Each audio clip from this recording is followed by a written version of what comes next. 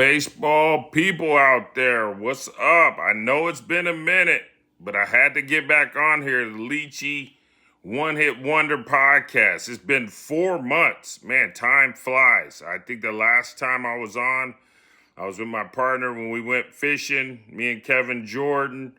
My first year out of the professional baseball and in the training space.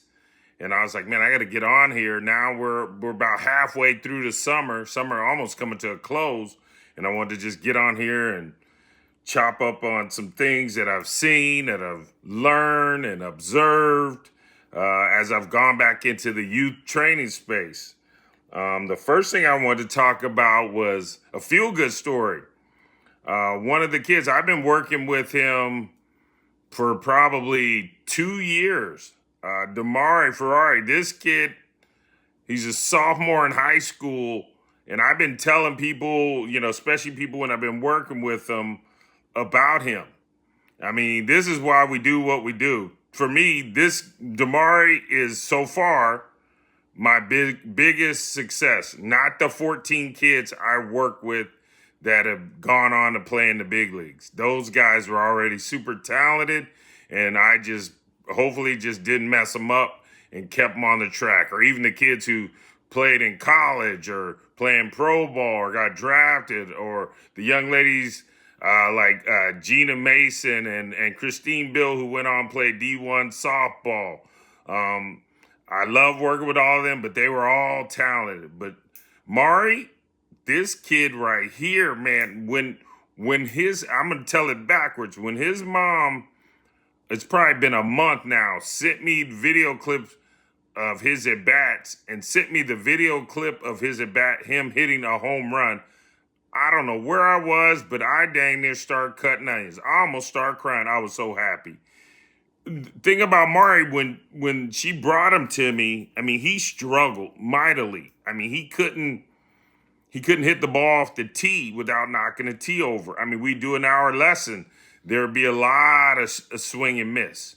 A lot of struggles. And I used to, a lot of times I would work with him last. So we would go over the time slot because I would get on to something and I just would work. But I guess his failure rate or swing and miss rate was so high. I used to drive home going, he's got to quit. There's no way this guy can keep coming back and trying to do this, because it just wasn't clicking for him. And I mean, I'd come home and, well, I don't have any hair, pull my hair out and be like, man, I don't know what to do. I mean, I've looked at videos of him, other people. Shoot, heck, when my son was home from college, I had him come to the lesson. Maybe if he heard a different voice, just something to try to get him to make more consistent contact. But I got to give Mari props and kudos. This kid has never quit, and he's never shown failure or just getting upset when not being able to strike the ball consistently. He just processes, learns, and just continues to get better and work at it.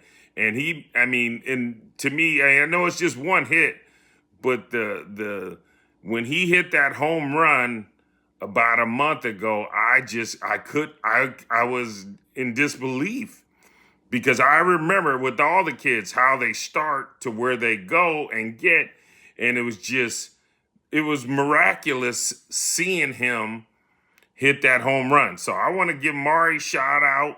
I mean, all the kids I work with, I give shout out, but Mari to me, that has been my biggest success rate, because when you can take, it's almost like nothing and put it into something, to me, that's the greatest accomplishment right there. And I'm just helping. I'm just throwing out ideas. He did the work.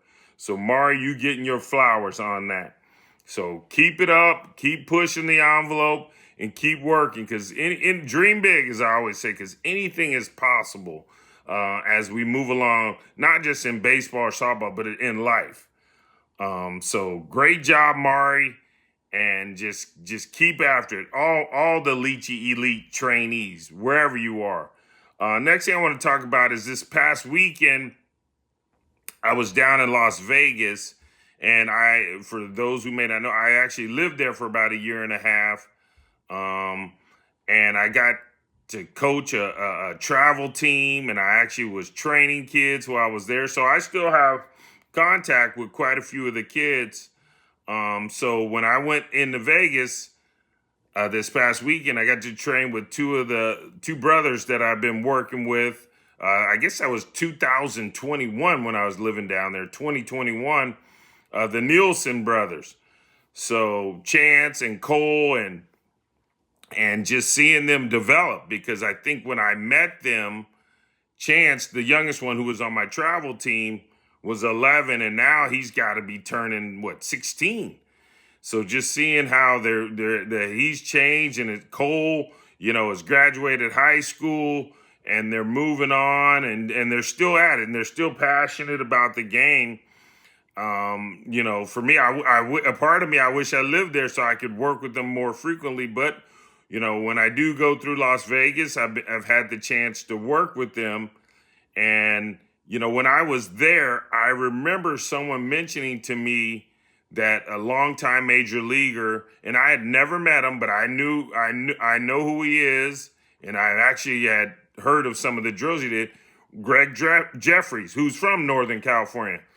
So when we went to hit this past Saturday, there was a guy working with some kids in the cage next to us, and it was funny because I was listening to what he was saying as far as talking about hitting, because I'm like this. I mean, yeah, I played in the big leagues, and yeah, I played a long time, and I scouted, but I'm always listening for ideas. This is the same way I played. I never had the game figured out, and I mean, I learned that from Barry Bonds. I mean, that guy always used to say, "Don't be complacent." I'm never complacent. I'm always challenging myself and chasing stuff. So I was listening to him talk about hitting to the kids he was working with. And I glanced over, and I'm like, he looks kind of familiar, but I don't know him. And it was like just the stuff he was saying. I was like, man, that dude, whoever that is, must have played baseball and played a long time, because the stuff he was saying was like, yep. And I just, saying it to myself. And what was funny was, while I was talking to the Nielsen boys, he was listening to me. And then we got to a point where, and let me back it up. When I started hitting with the Nielsens before, somehow we started talking about Greg Jeffries and that he was in the Las Vegas area training kids. So next thing you know, unbeknownst to us, he was actually in the cage next to us training. So we had both of us were training our kids and ear hustling off of each other. And then when we stopped or something happened, went to pick up some balls, and I just said, man, I said, sir, what is your name? And he said, man, I was just gonna ask you. And he said, Greg Jeffries. I said, man, I was just talking about you before you came in. And he goes, man, I knew you had played. I knew you had done something in baseball, because I just heard how you were talking to them, and that you were talking like someone who'd done it. And, and the one thing he liked what I was doing, I guess, was how I was emphasizing having a strong top hand, which I got from Barry Bonds and Bobby. Just your strong hand, so you got to be strong through the zone. Bobby used to say, be strong with your top hand. Your bottom hand was just kind of on for the ride. And so just, it was funny how, Jeffries was right next to us. And I remember, I don't know if I was in college or lower levels of the minor leagues, but I remember hearing about a drill where his dad, when he went to Sarah High School, which is just a little south of San Francisco, and I guess him and his dad, when they used to go hit, he used to number the balls and put different colors on the ball, because I'm always thinking, yeah, you got to have a good swing. Yes, you want to have good mechanics. Yes, approach is important. But heck, you could have the greatest swing. If you can't see the ball, what good is all of that? So, he said, yeah, that was a drill me and my pop used to do. and you know, and so it made me think back to when I was playing. Kind of, it was actually my last year in the organization. I went to spring training with the Cubs, and I have to look this guy up. But there was a guy, just some random guy, who finagled his way into the player development for the Cubs, where he had created this eye training system for hitters. So it was basically, he had a big old drum with like a long PVC pipe coming out of it and some type of motor on the back. And basically this pipe would shoot out these tennis balls at 120 miles an hour. And so, you know, a lot of guys, you know, because I get it, you're stubborn, you've been playing a long time, you think you got it figured out. A lot of guys just didn't buy into it, but he just wanted to demonstrate it. So, I mean, I was at the end, so I was trying to do anything. You know, Dusty got me that gig, at least the big league camp over there with the Cubs. So I knew I was getting to the end. Body was slowing down, so I would try anything. So, you know, long and short of it is, the guy got me down in the cage, and, you know, he's shooting these tennis balls at 120. I don't know about you guys. 120, I could barely see the thing. And he said, give me 2 weeks. And not only you're going to be able to hit this thing, you're going to be able to see the numbers on the ball and then the actual color of the numbers. And I was like, there is no way. But I was like, give it a shot. So I went down there. And the first day he gave us like a broom handle, and he would shoot them out. And all we were trying to do with the broom handle was just touch the ball. And when we figured out how to touch it, we would take our offhand and touch the tip of the bat and say, I think the ball hit this spot. So we did that for a few days. Well, fast forward 2 weeks later, I could see the number, I could see the color. So me being a hitter, and I was always, you know, I was that high numbered last man on the bench, you know, not knowing when you're going to get into big league spring training game. A lot of times I had to hit off the closers off the other team when they're getting their work in. The closers, the dudes who throw 95 to 100, so you want to be on time. So what I'd start doing was, in the morning, I'd go in there and do that thing, get on that machine. He'd be shooting them out at 120. Well, 120, when you get in the batter's box in the game and then the ball slows down to 90, 95, it's almost like hitting slow pitch softball. So it was like, wow. And all he was doing was just basically vision training, which I don't think we do enough of in our game. Everyone's so worried about launch angle, exit velo. Those are all important. Approach, yes. Mechanics, yes, all that. But nobody talks enough about the eyes. The eyes, I mean, again, when I played with Barry Bonds, spring training, they test our vision. He was off the charts. I mean, he had the best, not only was he the best hitter, he had the best vision. Makes sense. They correlate.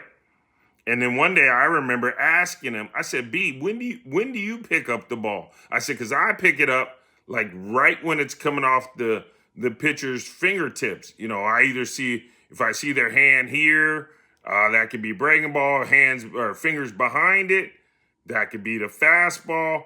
And he said, and I said, but it was right at release point, right when it was coming off. He said, well, I pick up the ball right when the pitcher like draws back to throw. So he was gaining probably 12, 18 inches on me, which is huge in hitting. No wonder the guy didn't strike out much or get fooled very much. He had that much more time in pitch recognition than everyone else. And I was enamored and amazed by that. So, you know, fast forward to just seeing Greg Jeffries and talking about a drill that he used to do with his dad and the numbered tennis balls. And he played, I looked him up. I think me and Cole Nielsen, while he was in there and after we introduced, he played like 14 years in the majors. I think he was almost like a 290 career hitter. And it's just like that dude raked and could rake.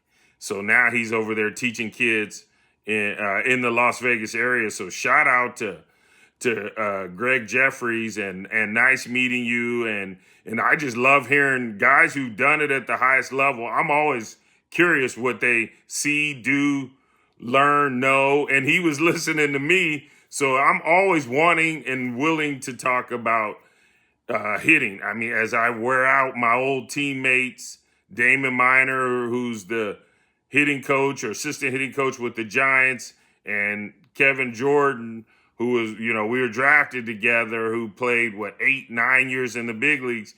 I feel like something always drives us towards talking about hitting and bouncing ideas, because it's so hard to do. And I feel like every kid is different and you can't copycat every kid mechanically or you're going to set them all up for failure. Like I was telling one kid not too long ago, scissoring, in my opinion, is just a byproduct of the pitch in that situation. But I see people out here trying to teach kids to scissor.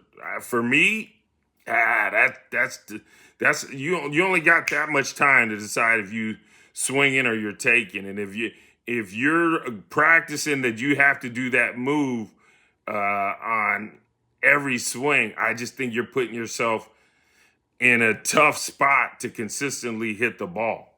I mean, there's a million ways to hit it, and it may work for some, but I don't know if it can work for everybody, because Craig Counsell, had the high hands and Sheffield, Kevin Millar with that. It's just trying to copycat hitters is just, I feel like that's real tricky. So parents, I always say, when you're getting hitting lessons or baseball lessons, this is like one of my lines I always say. I love court TV, but I do not have a law degree.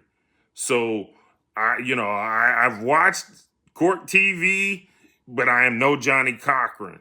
So I'm always telling the parents, not that they have had to play in the big leagues, but if you're going to be doing lessons or wanting someone to teach your kid whatever skill, I always would say Google and see what kind of background that person has.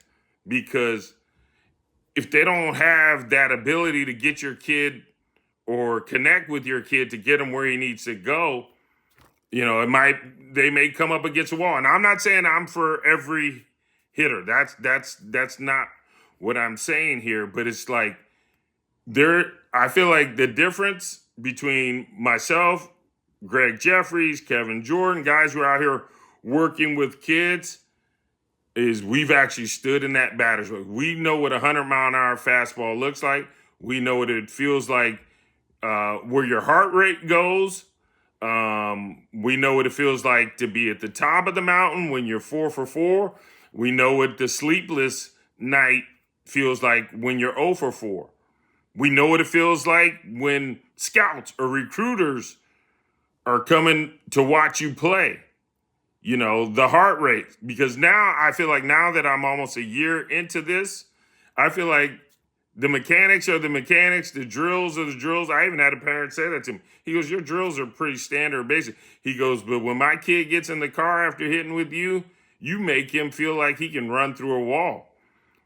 And to me, I said, that's what I saw other guys who are successful do, or guys who I played with or around. That's the confidence that they had when they got in that batter's box. And if your kid's not learning that, when they come up against that really, really tough pitching, or as they move down line, those are the mental side of hitting is, and now I guess division, since I've been talking, are things that need to be addressed. Because if these things aren't being addressed, other than your instructor just have your kid doing these drills, that drill, those are great, fine, dandy, and all, but is everything we're doing in practice has to be designed towards the game. It has to be moved towards the game. It's like I tell the kids about, I talk about the greats, Steph Curry, Tom Brady. And I remember reading something a while ago when Brady was with the Buccaneers and how he used to say he practiced at game speed all the time, even when there was no one in the stands. So he was getting his heart rate, his mindset was always up to game speed. Where most people, when you say practice, that's all what Allen Iverson said. We just talk about practice.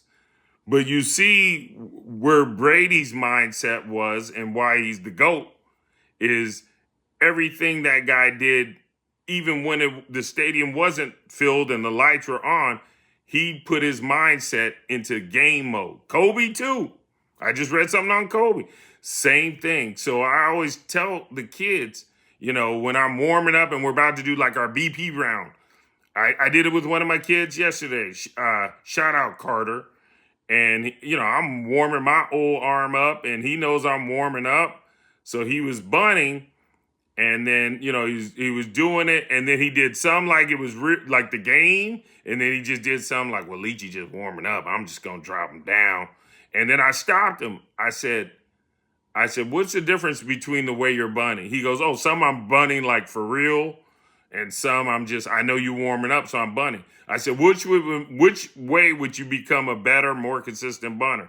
He said, oh, if I practice it like I'm trying to do it in the game all the time, that definitely would make me a way better bunter. I said, bingo.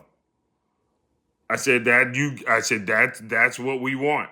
And same when you swing the bat or if you're taking a ground ball. Don't take the ground ball like it's a drill. Take that ground ball like you got to make the final out of the game. All right? Because if you can do all your practicing at game speed, it's not easy. We're human and we relax and we know the difference between game and non-game. If you can do all that at game speed, look how much more you would improve at a better rate. So parents, make sure your kids are getting the information from something or someone who's done whatever it is. I remember my daughter wanted to play travel volleyball. I know nothing about volleyball. And Jada got into it. And all I wanted to know was who is the coach, who running this program, and what's their background. I looked them up. Coach played D1 college, was an alternate on the Olympic team. That's all I need to see. I paid him money because I don't know anything about the sport. So for me, I entrusted that guy's resume background would get her to where she wanted to be. And then she actually had ability, but then I had to ask her as she was edging into high school, is this something you want to do going into college? And Jada came straight at me and said, no, Dad, I just like the camaraderie with the other girls on the team. I just want to play through high school and that's it. And I was like, well, you have some ability now. You probably could play in college, but that wasn't her jam. And I was okay with that. I said, well, at least we know, and at least she knows that she's just trying to play to get through her high school career, and that's it. Because if your kid has aspirations to play in college or professional or whatever, you got to start that. Now, the way the game is, you have to start that early, and you got to get the right information early. Yes, we got to live, still take vacations, step away, breaks and all that. But make sure you're aligning your kids with someone, especially is in my sport of baseball. As hard as it is to play the game, I would align them with people who've been there, done that. Especially if it's an investment coming out of, your finances, because there's a lot going on. And I get it in the business, and a lot of people are just travel team, and they don't even have an idea of what it's going to take for their kid to play at high school, let's say for the young kid, or Division I, or Division II, or Division III, or even an NAI or pro. Pro is a dream. You got to be an elite player. And those players that play professional baseball, they usually show up really, really young. And everyone can say, oh yeah, we knew such and such was gonna, if he didn't get sidetracked or derailed, he was gonna make it. Or she was gonna play big time college softball. Okay? So make sure your kids are with people that they can connect with, that can help them along this journey, because from where I sit, hitting is the hardest thing to do on planet Earth. That's why I'm always thinking of things of how to get the kids better. Drills, the rap soto. Now I'm on to this blast motion thing because I'm always trying to push the envelope. This is the same way I played. Change my bat. Go to this bat company. Listen to what this guy has to say. And now that I'm in the training space, I love being around people who want to talk about hitting all the time. All the time. We're talking about baseball all the time because they may, and whether they play in the big leagues or not, they may say something that just helps me become a better instructor. Maybe it's just communication. So parents, just be aware that less is not always best. Maybe in some instances it is, but if you're really wanting to get your kid as far along down the line as possible, I would do background checks and see where that person, that instructor played, and make sure that they are, able to give your kid the information that he or she needs to maximize their ability. And there's different styles. So you can pick from this person, pick from that person, connect. It's all about the connection. If your kid connects with this kid or that kid, but just be aware of that. The copycatting, that is, for me, that's a red flag. That's a major red flag, because if the person is just,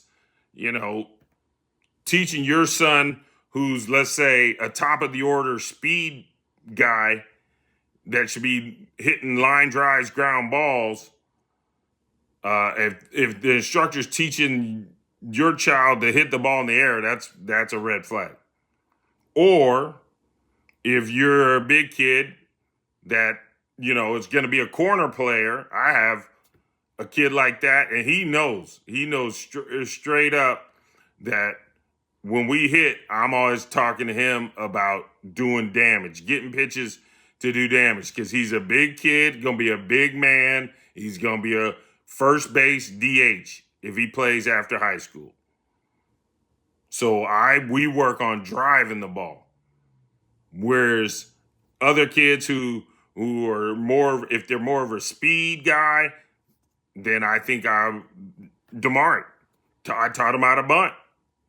I said, hey, especially in high school, if that third baseman is playing way back, that's an easy hit.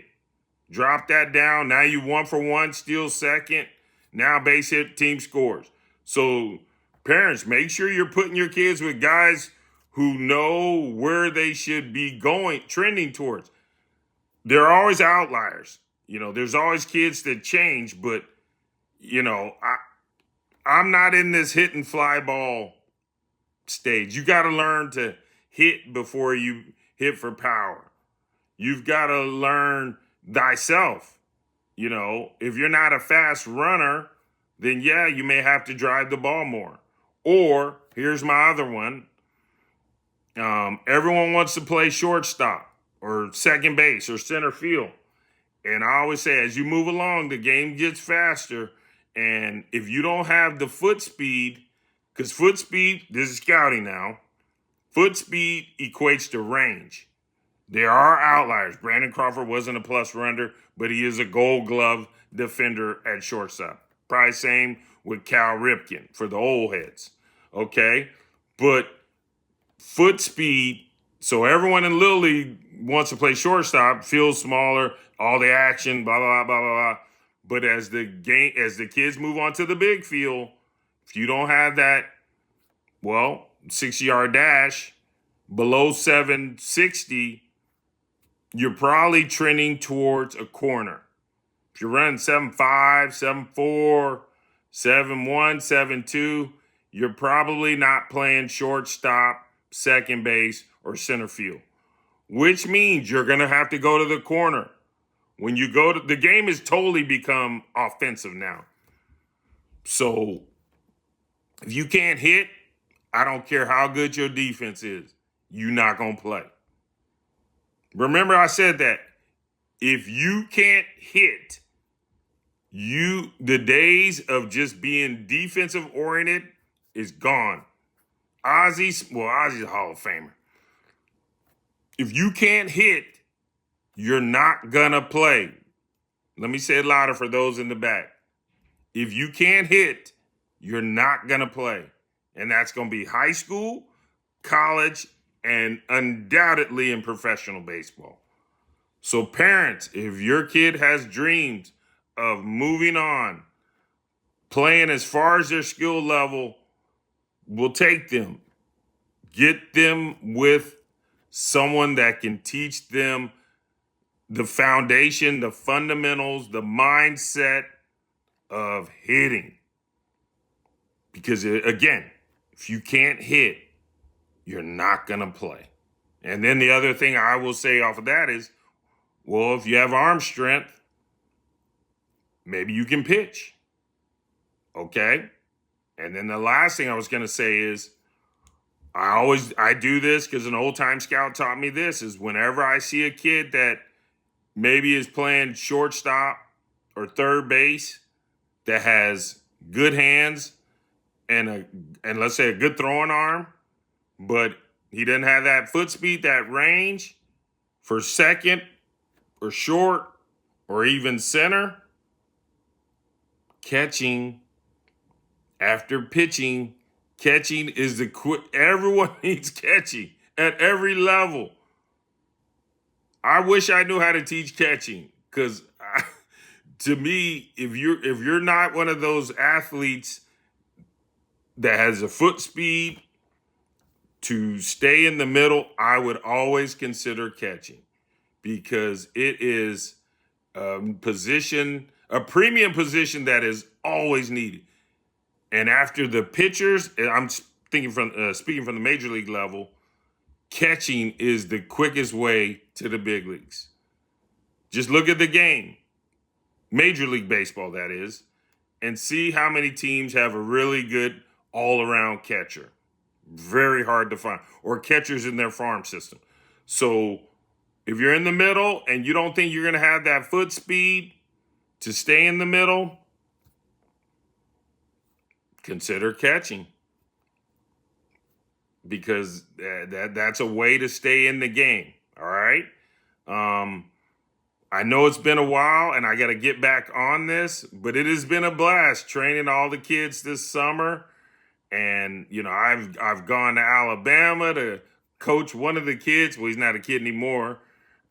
With him and his travel team, we played in a tournament down there in Birmingham. That was a lot of fun. He's got some kids. He can scout.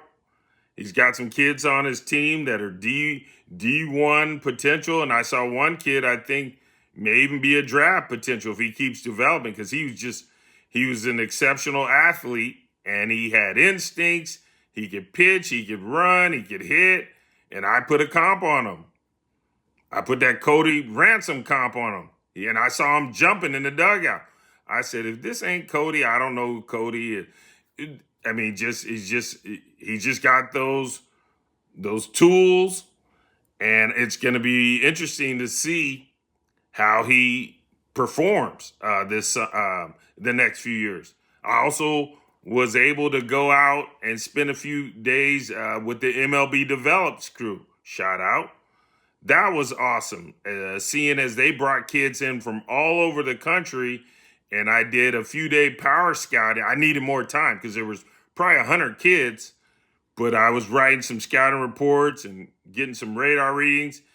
And then even with some of these kids, some of the kids are committed. There were some kids from Elk Grove, Northern California, some of the, the higher-end kids were already committed, but there were some kids I saw coming down the pipe I am a scout and an evaluator, and I know a lot of college coaches and pro teams and all that. And I send them little video clips and my little, quick synopsis of, hey, this guy is in your area and it's a good arm and he's a sophomore and, he had a good breaking ball or he had velocity or physicality, whatever, the tools. And I put a few college coaches that I know on the player. And I'll continue to do that because when I see players, I'm going to let it be known. The scout in me will always come out. So, so just overall, just keep after it, keep the passion. And I know I'm getting long, so I'm going to stop right here, but I'm going to get back on this with more subject. I appreciate you guys following me. Be sure to like, share, comment, ask questions, because Leachy is all about baseball. 365 days a year. This is I like to fish. That's my other hobby. But this is what I do.